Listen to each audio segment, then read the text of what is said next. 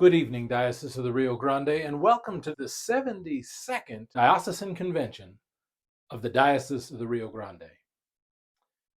I take as my text this year St. Paul's first letter to the Corinthians, chapter 12, verse 12 and following. St. Paul writes, "For just as the body is one and has many members, and all the members of the body, though many, are one body, so it is with Christ. For in one Spirit we were all baptized into one body, Jews or Greeks, slave or free, and we were all made to drink of one Spirit.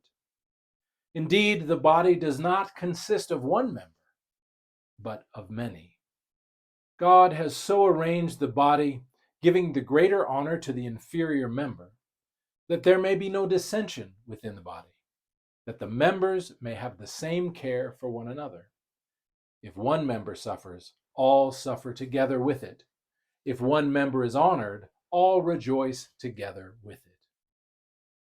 In my recent travels across the Diocese of the Rio Grande, I visited the eastern part of New Mexico, Clovis, Portales, and Tucumcari, out on the plains of New Mexico, close to Texas. While there, I met two of the youngest members of our diocese, both less than a year old, and each one of them will steal your heart in an instant. The parents of both of these infant girls are leaders in our church and in our diocese. As I smiled at these little ones, I was thinking about our Episcopal churches, St. Michael's in Tucumcari, St. James in Clovis, and Holy Trinity in Portales. Friends, it is vitally important that these Episcopal churches still be there for these little ones as they grow up. And equally important that we support their parents as they lead our church into the future. The mother of one of these girls is the senior warden at St. Michael's in Tucumcari, and she has done an incredible job leading the congregation since the death of their vicar, the Reverend Mark Lake. Kylie, the senior warden in Tucumcari, is by far the youngest adult in the congregation, and she recently gave birth to her daughter.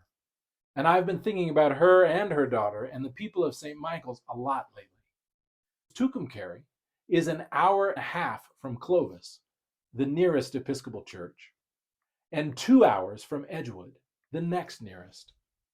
Kylie and St. Michael's deserve the support of a priest, and I want to ensure that the Diocese of the Rio Grande supports her and her leadership, and supports her daughter as she grows up. Likewise, in Clovis, New Mexico, the rector of St. James and his wife have also recently welcomed a daughter. I want to make sure that the Episcopal Church is there for her too, as she grows up. And not just in Clovis, not just in Portales and Tucumcari, but also in Raton, Las Vegas, and Deming, in Marfa and Fort Stockton. So here's my first point tonight. We can no longer take it for granted that the Episcopal Church as we know it will continue to exist in places like Tucumcari. Are places that have had the ministry of a priest before, but may no longer be able to sustain it on their own. We need to work on that as a diocese. We need to figure that out. Yes, there are other non-Episcopal churches in Tucumcari, just as there are other churches in Clovis, Portales, Deming, and Marfa. But as your bishop, I believe our Episcopal Church has a unique identity and a unique charism, a gift that the world needs. And I think it's critical that we as the Diocese of the Rio Grande work together to figure out how to make sure the smaller churches in the far-flung parts of our diocese do not close because we didn't help them out. This is what the 4-phase project we've been working on together is really about. We are working together to develop a common strategic intention for the Diocese of the Rio Grande, a shared vision for the Episcopal Church here in far west Texas and New Mexico. That's why I asked you all to participate in phase 1 of the 4-phase process. I wanted us all to take some time and remember what it is about the Episcopal Church in particular that is worth keeping, worth preserving, and worth making sure continues to exist throughout New Mexico and far west Texas. Tonight, I want to share with you the data from phase 1 in hopes that it will rekindle your commitment to the Episcopal Church Even if you've been part of this church for a long time, and even if you're feeling a little tired these days, I hope that you'll be inspired by this data to roll up your sleeves and work with me to figure out ways to support the Episcopal Church for those two young infants growing up in small towns.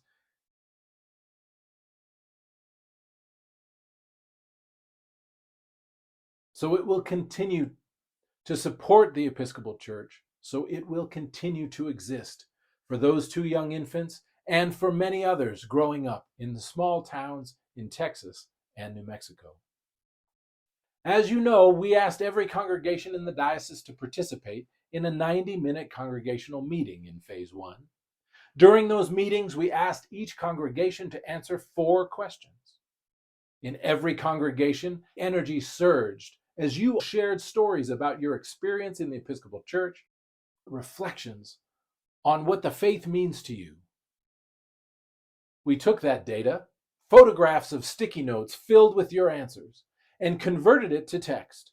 Then we used ChatGPT to help analyze the data. When we had our recent clergy conference, I invited the clergy of the diocese to answer those 4 questions as well, and we recorded their answers. So now we have 2 data sets, one from parishioners in the diocese and one from the clergy.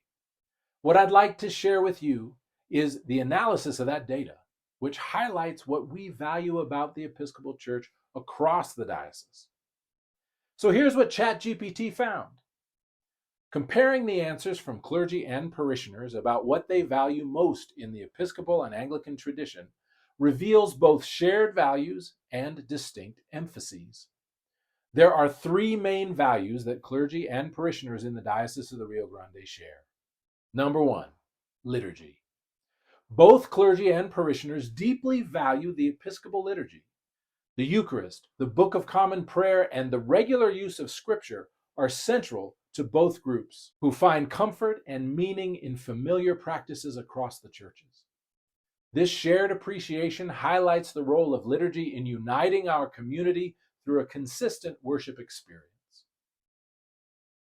The second thing that we all experience is inclusivity. The clergy and parishioners of the Diocese of the Rio Grande emphasize the Church's openness to all people regardless of their background, lifestyle, or beliefs. Both groups celebrate the Church's welcoming stance, its support for LGBTQ+ inclusion, and the strong support for the ordination of women and women's leadership at every level of our church. This inclusivity fosters a strong sense of belonging and aligns with the Church's mission to embody Christ's love for all people everywhere. The third point we all share, clergy and parishioners, is tradition and continuity. The continuity of the Episcopal tradition and its deep historical roots, and its connection to the ancient practices resonate with both clergy and parishioners across our diocese. We all value the stability and connection to past generations that our tradition provides, as well as our Church's ability to evolve while maintaining our traditional foundation. These shared values, liturgy, inclusivity, and tradition, reflect what clergy and parishioners in the diocese love about our Episcopal Church. But let's look a little deeper into the data. And as we do so, we will find some points of contrast between the clergy and the parishioners. These contrasts reflect the different roles and perspectives within our church, and they're important no matter what their backgrounds. While both groups celebrate inclusivity, the clergy tend to connect it with broader social and theological ideals, while parishioners often describe inclusivity in terms of personal belonging and feeling welcome in their local church. ChatGPT summarized these findings. Clergy and parishioners highly value the Episcopal Church's liturgy, inclusivity, and continuity. However, the clergy place more emphasis on intellectual engagement, theology, and the Church's broader mission, while parishioners focus more on personal experiences, community, and practical expressions of inclusivity. This illustrates a complementary relationship where the clergy uphold the Church's identity and mission, and the parishioners find personal connection and support within that framework.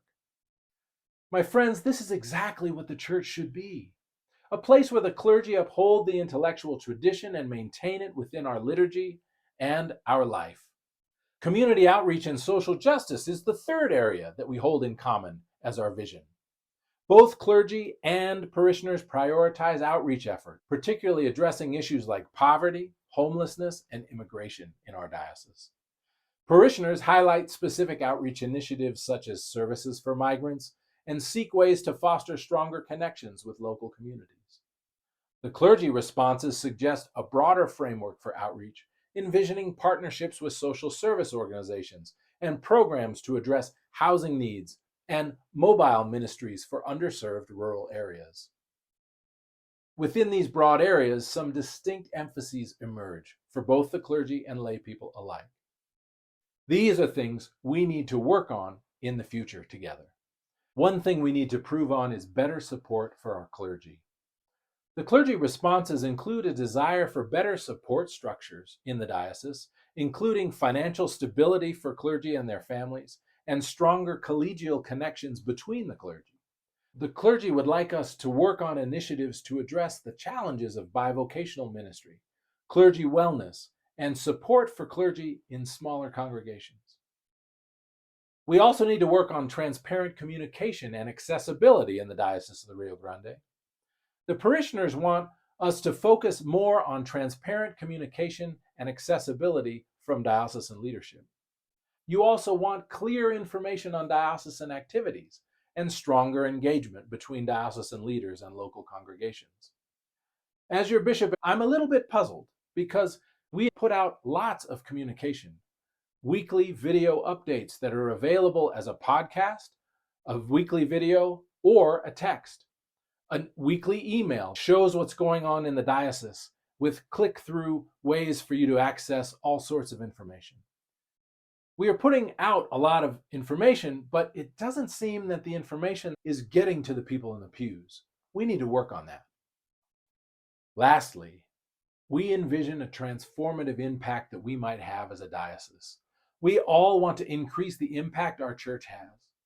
The clergy responses reflect a vision of a large-scale transformation where the church impacts the broader culture through advocacy, visible public witness, and proactive stances on issues like climate change and social justice. Our parishioners, while also supportive of outreach, particularly to those who are homeless or hungry, envision transformation on a personal and local level, hoping for a church that fosters genuine community, where members actively support one another and contribute positively to their immediate surroundings.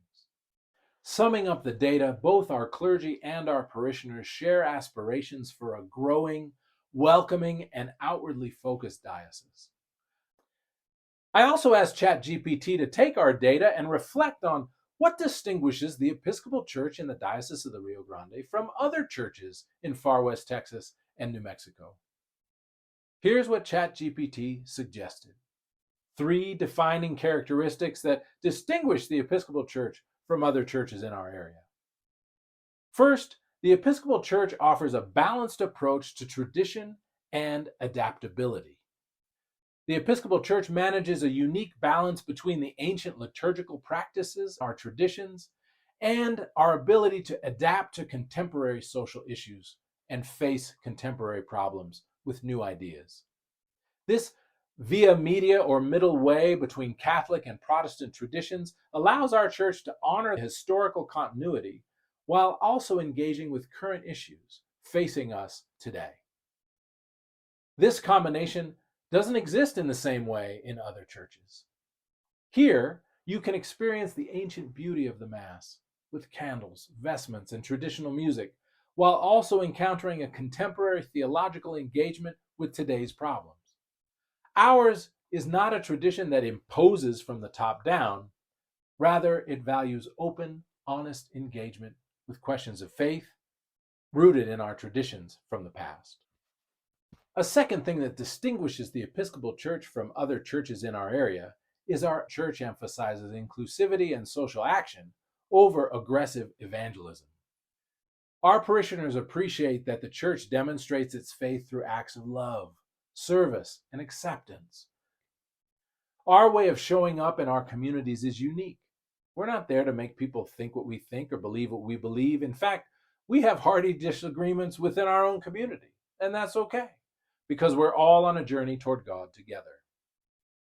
Interestingly, the Episcopal Church and the Roman Catholic Church are the only two denominations in the United States where both Republicans and Democrats are equally represented.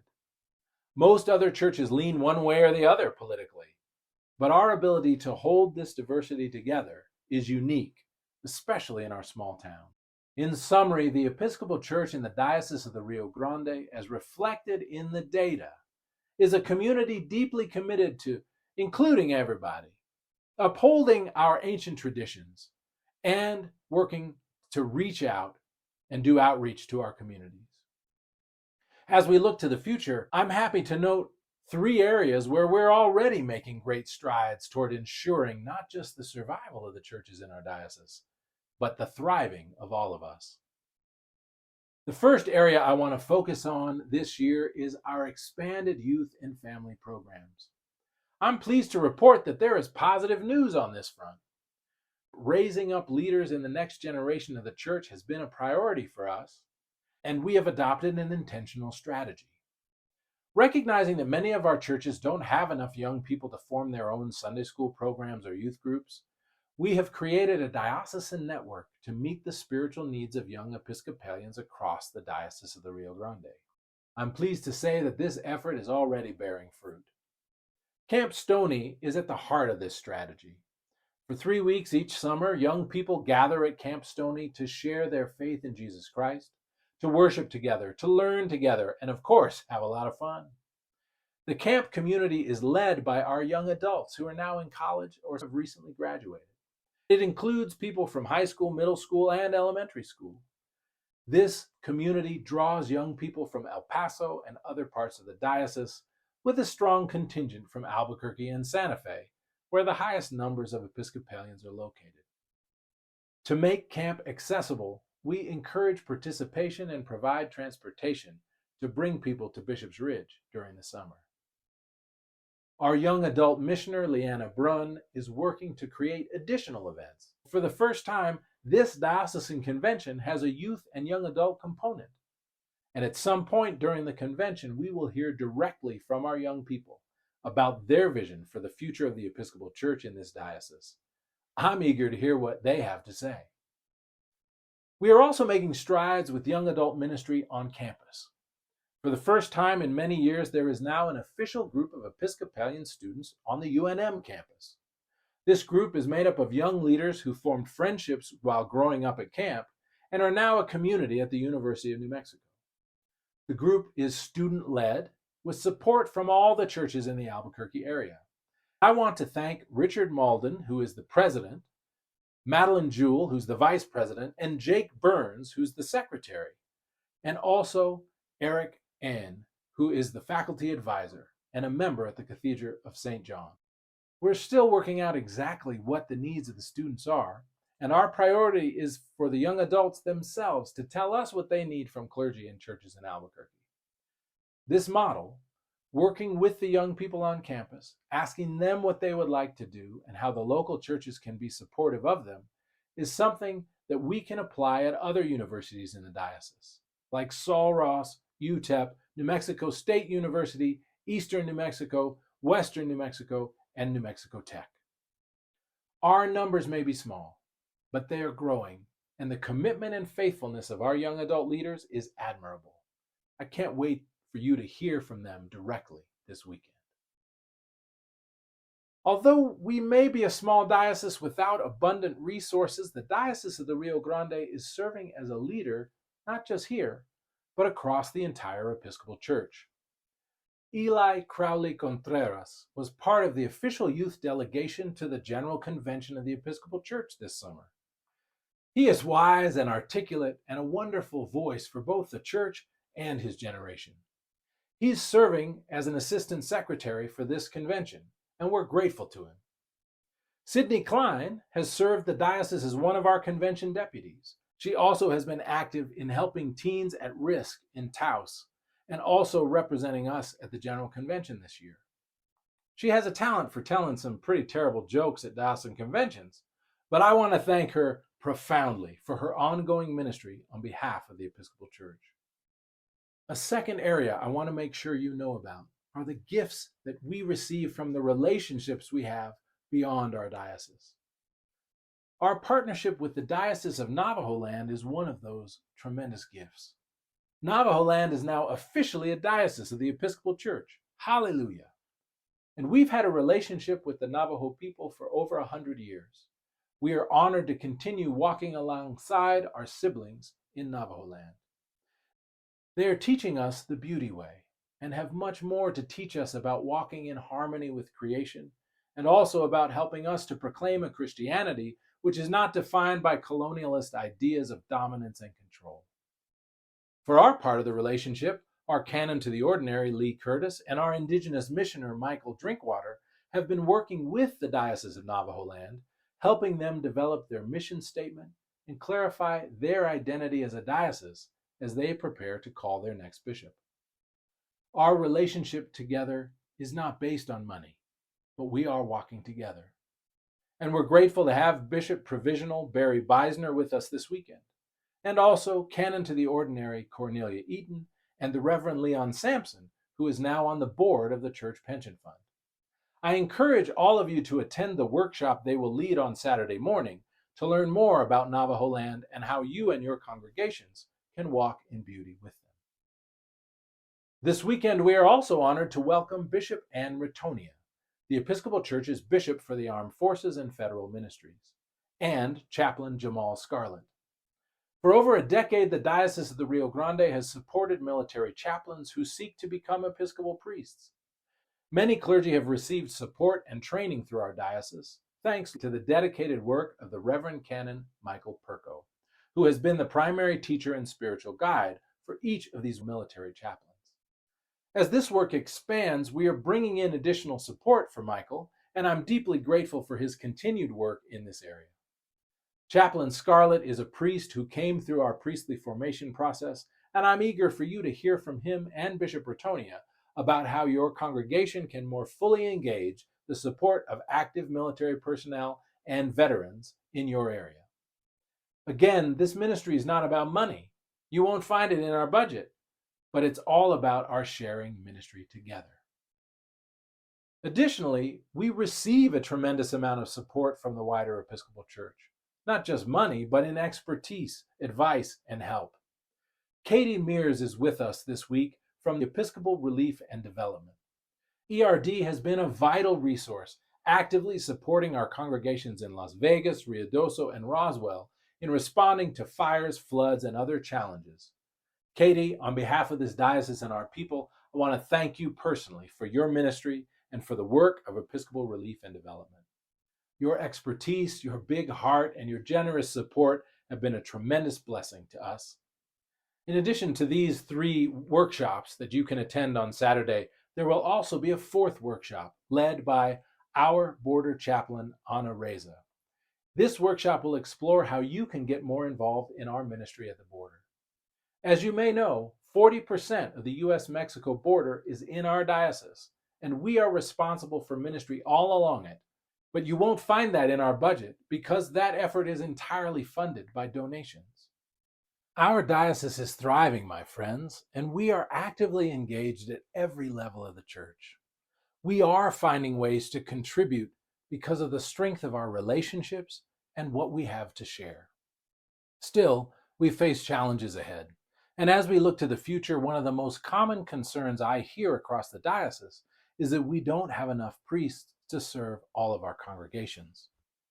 But it's not just priests that we need lay leaders as well. At today's Diocesan Convention, we have many leaders, both clergy and lay, who grew up in this diocese, attended Camp Stony, and are now still leading here. I'm talking about people like Mary Jewell and our treasurer, John Perner. I'm talking about lay delegates to the General Convention like Kathy Bailey, who has also helped lead our Diocesan Vitality Initiative work. And I'm talking about clergy like Mandy Taylor Montoya and myself. Growing up in the Diocese of the Rio Grande, going to Camp Stony, and being loved and nurtured in the Christian faith has a decades-long impact on a person's life and on the Diocese of the Rio Grande. I'm happy to say that another generation of Episcopalians in the Diocese of the Rio Grande is experiencing that same nurturing environment. Those leaders that are currently in elementary school, middle school, and high school will serve us very well in the future. And while there is a serious clergy shortage in the Episcopal Church, we have adapted our diocesan discernment process to raise up clergy and lay leaders to meet the needs of our diocese in the near future. I want to take a moment to express my profound gratitude to the Reverend Sylvia Muller-Mutia for her outstanding work in transforming our diocesan discernment process during her term as the chair of our Commission on the Ministry of the Baptized. The canons of the Episcopal Church require each diocese to create a process for discernment and training for ministry, lay and ordained ministry. And that is what Sylvia has accomplished over the last few years. Now, during Lent each year, anyone in the diocese who wants to know more about God's call on their life, who wants a deeper personal relationship with God, can join our Lenten discernment process. We offer 5 online classes available to anyone in the diocese on the nature of discernment. This program's emphasis is not simply on becoming a priest or a deacon. It's about discovering who God is calling you to be and what work God is calling you to do. That's what discernment truly means for all of us, and that is the heart of our current discernment process. After you complete the 5 Lenten classes, those who want to can continue in the process by joining a 9-month discernment cohort. During that 9 months, discerners worked in their local congregation, supported by their priest and their vestry, while they also meet with an online cohort each month to discuss God's call on their life and clarify the person God is calling each of them to become. We're still refining this 9-month part of the process, but we're improving it each year. After the 9 months, I meet individually with each discerner to hear their insights and invite them to a discernment retreat in January or February of the following year. At that retreat, the Standing Committee, the Commission on Ministry, and myself meet with every one of the discerners. And after that retreat, I have another meeting with each discerner in order to share with them what the church feels they are called to do, and to offer them the support of their church as they train to be prepared to do that important ministry. For those discerning a call to lay ministry, we outline what that ministry might look like and discuss how the church can support them in preparing for that ministry. If it's a call to the diaconate or the priesthood, we share a proposed path of formation for that ministry. Each year, I'm deeply moved by the commitment to faith and service of each of our discerners. This process is already bearing fruit. We have so many lay leaders interested in preaching and leading worship that our Bishop's School for Ministry is now going to offer new tracks of training for lay preachers and lay worship leaders. Lay ministry, however, is not primarily about leading worship. Lay leadership is about bearing witness to Christ in your own life, in your neighborhood, in your workplace, and putting your skills, talents, and interest at the service of the church for the glory of God. This process has also yielded candidates to the diaconate and the priesthood who want to come back to the Diocese of the Rio Grande in order to serve the diocese here. We have people training for the priesthood who are in their early 30s and people in their 60s and 70s. This reminds us that all of us are being called by God, that God calls us all in the present tense, and there is more work for us all to do. God is always offering us ways to minister in God's church and to God's world. In total, we have 9 postulants, 2 deacons, 4 priests in the bishop's school, 3 military chaplains, and 1 other who is coming to us from another denomination seeking to be a priest in the Episcopal Church. We also have 5 in priestly formation at residential seminaries, 4 at the Seminary of the Southwest, and 1 at Virginia Theological Seminary. That's a total of 12 clergy who, God willing and the people consenting, will be ordained in the next 3 years. 2 deacons and 10 priests, and they all want to come back and serve here in the Diocese of the Rio Grande. But here's our challenge. While I know we need priests throughout the diocese, and while there is certainly a huge clergy shortage throughout the Episcopal Church, our problem is not that we need priests. Our problem is that we currently do not have 10 paid positions open that would offer a living wage for those priests to work in the service of God in the diocese. We need to work on that. We need to work together to create positions for those clergy in the next 3 years. Our problem really is not the number of priests. It's our ability to pay them a living wage to minister here in the Diocese of the Rio Grande.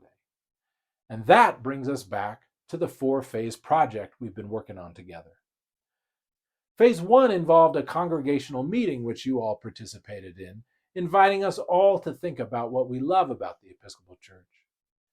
Phase 2 invites each congregation, through its bishop's committee or vestry, to assess its financial health, not only now, but for the next 3, 5, 8, and 10 years.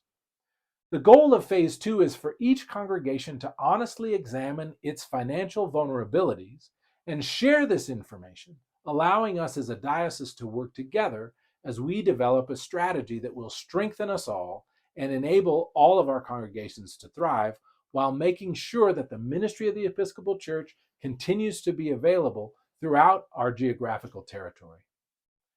When I became your bishop, there were significant concerns about financial transparency at the diocesan level. Together, over the last few years, we have clarified our financial picture at the diocesan level and made some difficult financial choices together. However, there is now a lack of transparency around the financial health of our congregations. Many parishioners don't understand the finances of their own congregation, and very little is shared diocesan-wide. Historically, I understand that this lack of transparency was rooted in concerns that the diocese might try to sell church buildings or repurpose funds for projects the bishop wanted to do. Some of our congregations have created foundations to shield certain of their income from the fair share assessment. Others rely on a complicated series of designated funds to avoid fair share calculations. This has created a system that lacks transparency about the true financial health of our congregations. Well, my friends, it's time for us all to be transparent at all levels of our church. We need to be honest with each other about where we stand financially so that we can work together to ensure that every congregation has what it needs in the future. Our Phase 2 process is designed to give every congregation an accurate picture of its financial position, which will be shared with the congregation and diocesan-wide, so that we can build a collaborative system that promotes the thriving of us all. I understand that some of you may be worried that this is just another attempt by the bishop to find ways to take money from the congregations. So I want to say this clearly. That's the opposite of my goal. I don't want to close any of our congregations, and I don't want to sell any buildings. The point of doing this is to make sure our congregations continue to thrive in a time of financial uncertainty. The fact is, if we don't make changes, I will have no choice but to close buildings and congregations that cannot support themselves, because the diocese doesn't have the funds to cover those expenses. We are now in a situation where the existence of the Episcopal Church in certain parts of our diocese is at risk. Many of our congregations, over half in fact, face financial challenges that could impact them drastically within the next 5 years. We don't have time to dwell on the past, and we have to let go of our unhealthy past financial behavior so that we can move boldly into the future, trusting one another, being honest with each other, and working together to secure a future for all of us. This is what Phase 2 is designed to accomplish: a clear understanding of our financial realities in every congregation throughout the diocese. Some of our congregations may turn out to be stronger than we think, while others may be more vulnerable than they appear. We need this information as we plan for the future together. And I need to be honest with you. It is possible that in 10 years we may not have as many church buildings as we do today, particularly in our urban areas. While I hope we will have more congregations in the future, perhaps even be able to reopen ones we've closed over the past 2 decades, our financial situation may actually prevent that. We may need to sell some of our buildings to keep the Episcopal Church present in the more remote areas like Raton, Tucumcari, Deming, Fort Stockton, and Gallup. When I came here as your bishop in 2018, and I traveled around the diocese, I often heard the phrase, "Bishop, you know we're a poor diocese." And I realized that in a sense that is true. We don't have congregations with large endowments, and as a diocese, we don't have a large endowment. We live pretty hand to mouth around here. 80% of the diocesan operating budget comes from the fair share each month. We don't have a lot of cushion or a lot of room for error. But I want you to know something, Diocese of the Rio Grande. I want you to know that we are one of the most generous dioceses in the entire Episcopal Church. The statistics make it clear. From 2018 to 2022, our average pledges are at the same range as California, Colorado, and Lexington, Kentucky, all three of which are areas with lots more money than New Mexico and far West Texas have. Our average pledges are higher than all of those in Province 1 and Province 2, and most of Provinces 5, 6, and 8. There's a distinct generosity of spirit in the Diocese of the Rio Grande. What makes us different from other more wealthy dioceses is we don't have as many members, we don't have as many churches, and we don't have large endowments to bolster our operating budgets every year. But we are a generous diocese, a giving diocese, and we give a lot outside of our churches as well. We contribute to our towns and communities and to the wider church in ways that are much bigger than our size would suggest. I want you to be proud of that as we face the future and talk about phase 2. As we talk about phase 2, the question I want us to think about together is, how can we leverage that generosity of spirit, that scrappiness that's characteristic of the Diocese of the Rio Grande? How can we leverage that as we face the financial challenges to come? Our relationships across the diocese will be key. Strengthening those relationships and working together are the only way forward. If we really have strong relationships with nearby congregations, if we have relationships with the clergy from around the diocese and with other lay leaders around the diocese, we will have the better possibility of having better strategic plans and ideas. If we have to sell one building, we won't lose our church. We'll just lose a building.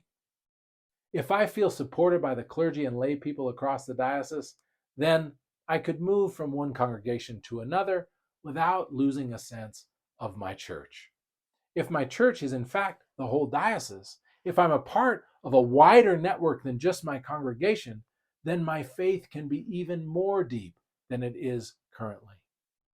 If all I have to rely on is one clergy person in my congregation, that is a much lesser walk of faith than if I have access to resources from across the diocese, other clergy, other classes, other teachings, other fellowship groups, other outreach projects. If we have access to clergy, teaching, outreach opportunities, and pastoral care beyond our local church, we will build a much more robust network of relationships. This is exactly what each of us needs when facing times of uncertainty. In his first letter to the Corinthians, Paul describes the church as a body with many different parts, where each part is valued for its unique function and where all the parts work together for their mutual thriving. I'd like to expand on Paul's metaphor with two observations that apply to us as a diocese right now. The first observation is about pain. We've all experienced a hangnail or a twisted ankle, which, even though it's small and affects only one part of the body, can mess up your whole life and make our entire body suffer. The same is true for us in the Diocese of the Rio Grande. Right now, we have many congregations that are struggling to keep going. Some lack the Eucharist every Sunday or a priest to call their own. Others don't have a deacon, and some of our congregations don't even know what a deacon is. Many are barely making it each month and are unable to meet emergency needs like a roof leak or to fix a boiler. While in other parts of the diocese, we're doing just fine. We need to work together to strengthen our relationships and create a network of mutual support so we can share in and heal each other's pain. Distributing our pain across the whole body of the diocese will help the burden be easier for every one of us. Only doing that together can we really grow. The second point I want to make about Paul's metaphor of the body as a metaphor for the church is about growth and nourishment. Just as the human body distributes nutrients to ensure all parts grow in proportion, our diocese must also distribute resources to ensure the well-being of all of the congregations. When it comes to the human body, we know that the brain and large muscle groups like your quadriceps require a lot of energy to function.